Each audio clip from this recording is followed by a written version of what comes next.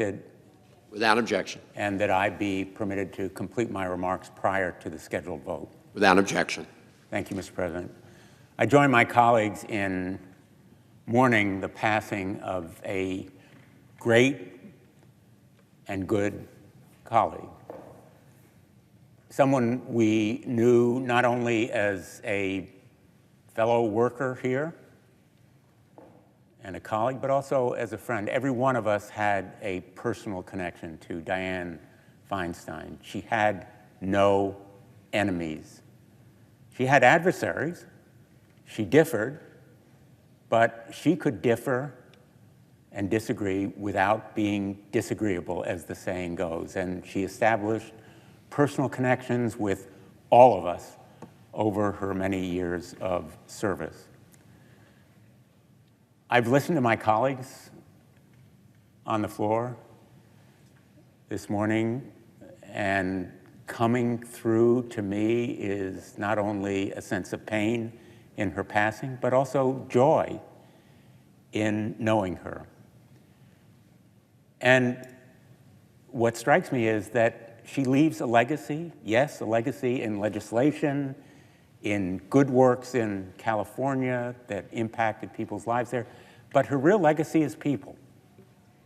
Her legacy is the people who regard her as a role model, the people who were inspired to follow her into public service, the people who stood up and spoke out, and often it was truth to power, as she did, because she was there. She blazed the trail. She showed how to do it. I first became aware of Dianne Feinstein in the early 1990s as a newly elected state attorney general advocating for an assault weapons ban in the state of Connecticut, the early 1990s, and she was doing it at the federal level.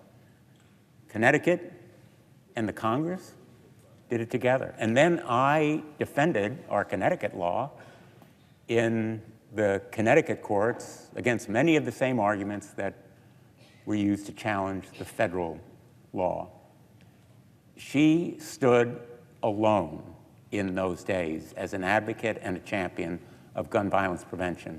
And she modeled the courage that has led to the modern movement of gun violence prevention. And it is a movement now because she knew it would require the American people to be as outraged as she was and saddened by the death that she personally witnessed in San Francisco.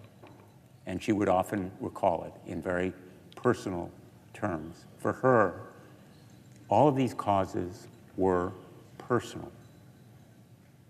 Her service and her helping people were personal. And she understood that service and results, accomplishments, required that we be bipartisan, that we work across the aisle, that we work with people who disagreed with us and try to find common ground. That's what she did relentlessly and tirelessly. So her service, her grace, her generosity, her sensitivity, her caring will continue in the people that are her legacy, in the people who will and should always preserve her memory as a motivation for continued service. I'm proud to have been her friend as well as her colleague. And I will always treasure the great and good model and mentorship that she provided for so many of us as we go through these next